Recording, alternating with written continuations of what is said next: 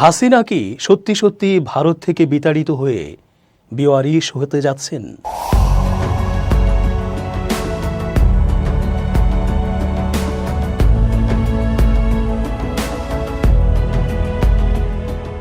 আসসালামু আলাইকুম প্রিয় দর্শক, আশা করছি আল্লাহ পাকের রহমতে ভালো আছেন। চেঞ্জ টিভির আন্তর্জাতিক চোখ অনুষ্ঠানে আমি এস.জে. রতন স্বাগত জানাচ্ছি আপনাদের সকলকে।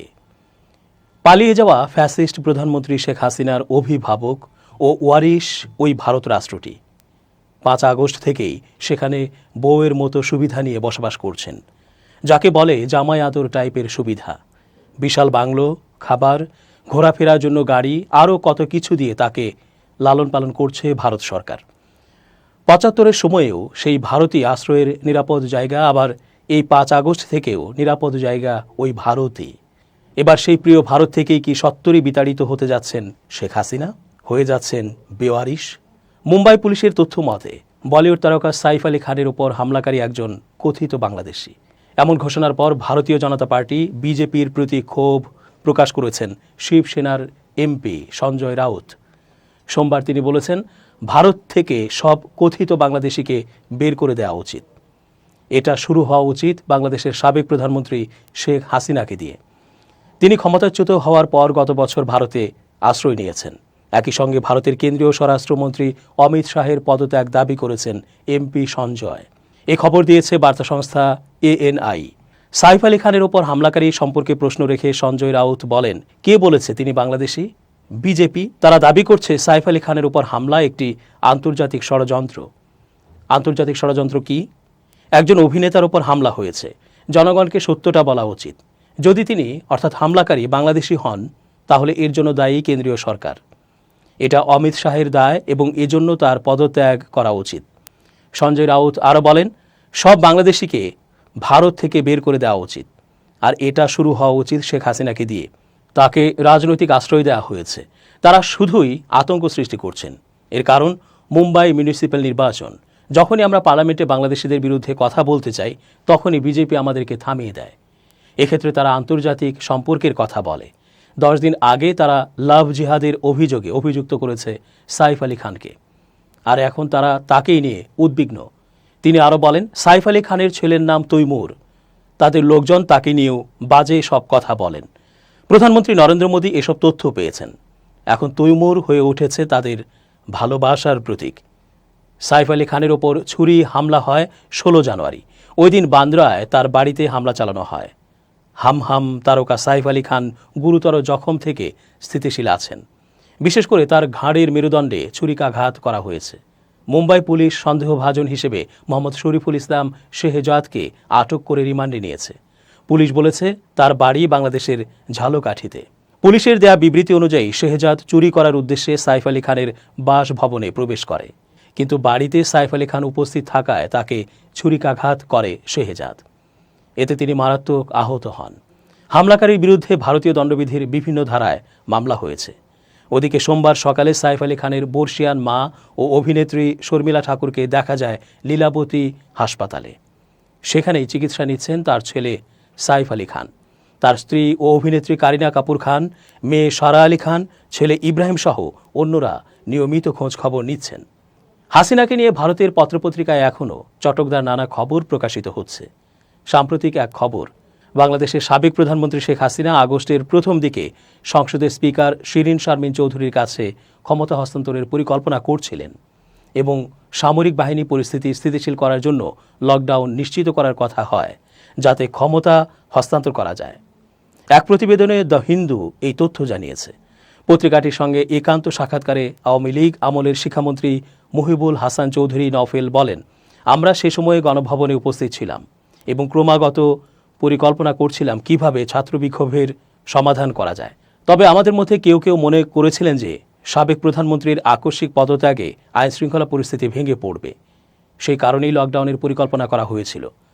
2024 সালের ছাত্র বিক্ষোভকারী নেতাদের সঙ্গে আলোচনা পরিচালনা করেছিলেন বাংলাদেশের প্রাক্তন শিক্ষামন্ত্রী মুহিবুল হাসান চৌধুরী নওফেল।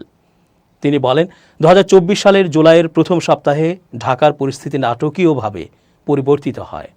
যখন শেখ হাসিনা চীনে রওনা হন এবং তার সরকারের বিরুদ্ধে একটি পূর্ণাঙ্গ ছাত্র নেতৃত্বাধীন আন্দোলন তীব্র বিক্ষোভের রূপ ধারণ করে।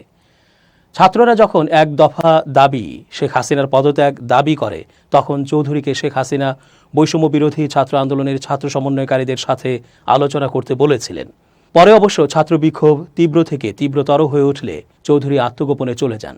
তিনি সাক্ষাৎকারে বলেন, আগামী দিনে ইউনূসের নেতৃত্বাধীন অন্তর্বর্তী সরকারের ভবিষ্যৎ নির্ভর করবে মার্কিন যুক্তরাষ্ট্রে আগত ডোনাল্ড ট্রাম্প প্রশাসনের মনোভাবের ওপর।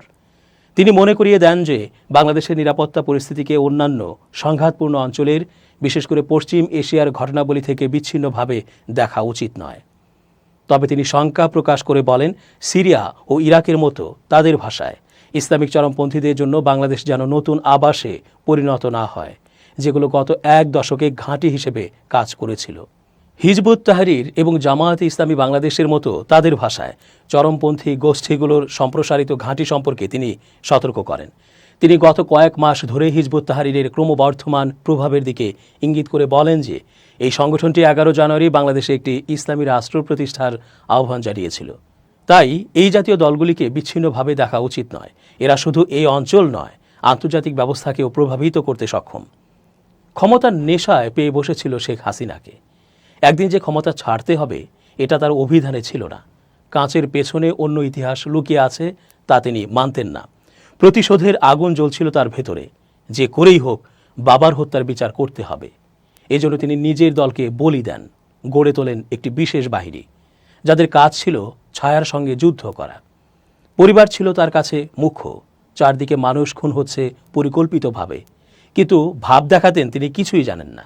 তার অভিনয় ছিল নিখুঁত, নীরব সাক্ষী ছিল জনগণ। দেশ থেকে টাকা বিদেশ যাচ্ছে, তিনি লোক দেখানো তদন্ত কমিটি করতেন, অথচ তার জানা মতেই কারবারিরা নানা কৌশলে টাকা লুট করে নিয়ে গেছে। আখিরে দেখা গেল দেশটা ফোকলা হয়ে গেছে। ক্ষমতা আর টাকা ছাড়া তিনি কিছুই বুঝতেন না। শুরুতে অবশ্য দেশটা গড়ার জন্য প্রচণ্ড পরিশ্রম করেছেন, কিন্তু অন্যায় অবিচার যখন নিত্যদিনের সঙ্গী, তখন তিনি আরও বেপরোয়া হয়ে গেলেন। মিডিয়া সম্পূর্ণ কবজায়, বুদ্ধিজীবীরা নির্বাক, লোভের কাছে তারা নিজেদের বিকিয়ে দেন। তার শাসনের শুরুটা ছিল আলোচিত এবং রহস্যজনক। 1996 থেকে 2001 সন পর্যন্ত অন্য এক হাসিনা। সুযোগও ছিল কম, ক্ষমতা নিরঙ্কুশ ছিল না। 2001 নির্বাচনে হেরে গিয়ে আরও ফুঁসে ওঠেন। অবাস্তব কিছু বিষয় সামনে এনে নিজেকে আরও ক্ষমতা পাগল করে তোলেন। কৌশল আঁটেন, অন্য এক শক্তির সঙ্গে আপোষ করেন। তখন দেশ আর জনগণ তার কাছে তুচ্ছ। বিএনপির ব্যর্থতার সুযোগে পর্দার আড়ালের শক্তির সঙ্গে যান সমঝোতায়, আর এই সমঝোতা করেন বিদেশে বসেই। সই করেন আসন ভাগাভাগির এক অলিখিত চুক্তিতে। 2008 নির্বাচনে নেপথ্যের কারিগররা নিজেদের বাঁচানোর জন্য তৃতীয় পক্ষের দুটি আলিতে রাজি হন। একজন শীর্ষ গোয়েন্দা কর্মকর্তার রোজকার ডায়েরি থেকে এ বিষয়ে কিছু চাঞ্চল্যকর তথ্য জানা গেছে। খালেদা জিয়া জানতে পেরে নির্বাচনমুখী হতে চাচ্ছিলেন না, কিন্তু জামায়াত নেতা আলী হাসান মোহাম্মদ মুজাহিদ এখানে বাঁধ সাধেন। বলেন, কি সর্বনাশ, আমরা জয়ী হতে যাচ্ছি, নির্বাচন বয়কট করা হবে, মস্ত বড় রাজনৈতিক ভুল। সেনাদের পাতানো ছকে পা দিয়েছিলেন মুজাহিদ। এর কঠিন মূল্য দিয়েছেন জামায়াত নেতারা, মুজাহিদ নিজেও। যুগে যুগে জামায়াত নেতারা এভাবেই নিজেদের সর্বনাশ ডেকে এনেছেন। খালেদা জিয়া একবার ক্ষমতার স্বাদ দিয়েছিলেন। হাসিনা বিশ্বাস করতেন ভারত আছে, তাই দুনিয়ার আর কাউকে পরোয়া করার দরকার নেই। অথচ পশ্চিমা শক্তি তার শাসন ক্ষমতার শুরুতে সমর্থন জুগিয়ে আসছিল। ভারতও তাকে এমন ধারণায় দিচ্ছিল তার কাছ থেকে ক্ষমতা কেউ ছিনিয়ে নিতে পারবে না। বিরোধী শক্তিকে এমনভাবে ম্যানেজ করা হবে যাতে তারা কখনো মাথা তুলে দাঁড়াতে না পারে। কিন্তু তারা বলেছিল কোনো অবস্থাতেই এক দলের শাসন প্রতিষ্ঠা করা যাবে না। তথাকথিত গণতন্ত্রের লেবাস পরিয়ে দিতে হবে। হাসিনা তখন বাকশাল না করে অন্য কায়দায় ক্ষমতা দীর্ঘস্থায়ী করতে উদ্যোগী হন। খালেদাকে জেলে নেন এক সাজানো মামলায়। লন্ডনে তারেক রহমানের গতিবিধি লক্ষ্য করার জন্য কোটি কোটি টাকা খরচ করেন। পর্যায়ক্রমে 3 জন করে গোয়েন্দা কর্মকর্তা লন্ডনেই অবস্থান করতেন। কি মজা! জনগণের টাকা এভাবেই অকাজে ব্যবহৃত হতো। এসব কাজে কতিপয় চিহ্নিত ব্যবসায়ী ছিলেন নেপথ্যের কারিগর। বিরোধী রাজনৈতিক শক্তিকে দমনে যা যা করার তিনি সব কিছুই করেছেন। এতে করে দেশ গোল্লায় গেলেও এখন এই হাসিনার এই সমস্ত কীর্তিকলাপের সবই জানে ওই ভারত, করিয়েছেও ভারত। রাষ্ট্রটি আর যাই হোক, তাদের স্বার্থ রক্ষার্থে বাপকেও ছুঁড়ে ফেলতে রাজি। আর হাসিনা তো কোন সই, কোন সখা। দর্শক, আজকের মতো শেষ করছি এখানেই। ধন্যবাদ।